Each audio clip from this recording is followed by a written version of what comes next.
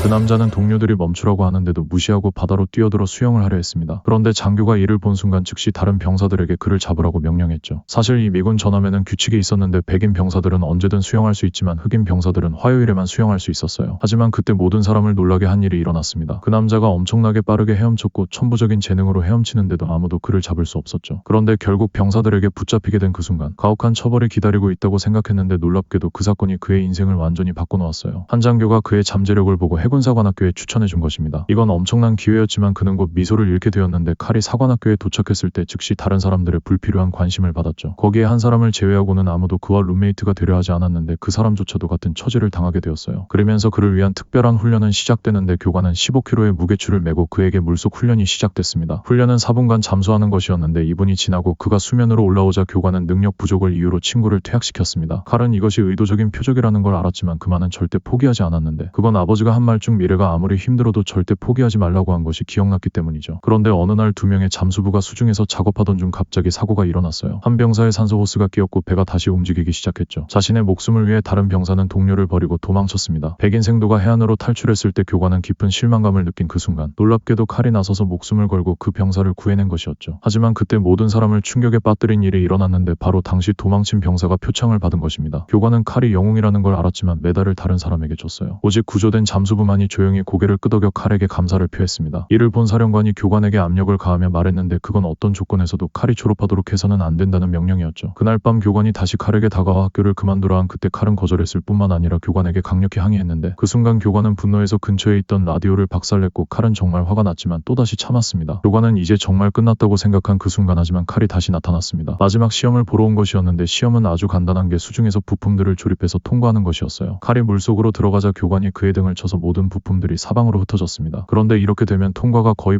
불가능해졌죠. 하지만 칼은 여전히 포기를 거부했고 밤늦게까지 그는 부품들을 조립했고 수중에서 9시간을 보낸 상태였어요. 2시간 후 다른 모든 병사들이 시험을 마친 그때까지도 칼은 여전히 수중에서 찾고 있었습니다. 차가운 바닷속에서 그가 몸을 떨자 걱정된 교관은 그를 끌어올리려 한 그때 사령관이 즉시 막았습니다. 하지만 교관은 그에게 엄했지만 그를 걱정했어요. 마침내 교관이 명령을 어기고 칼을 끌어올리라고 한 그때 기적이 일어났죠. 올라온 것은 칼이 아니라 완전히 조립된 부품이었고 칼은 순전한 의지력으로 통과한 것입니다. 그 순간부터 교관은 칼을 다르게 보기 시작했어요. 얼마 후 칼이 사관학교를 졸업하고 떠나기 전 침대 위에 수리된 라디오가 놓여있는 걸 봤죠. 거기엔 놀랍게도 교관이 적어놓은 평생 그를 잊지 않겠다는 존경의 표시를 발견했는데 여러분은 무엇을 끝까지 포기하지 않고 이루어 보신 적이 있나요?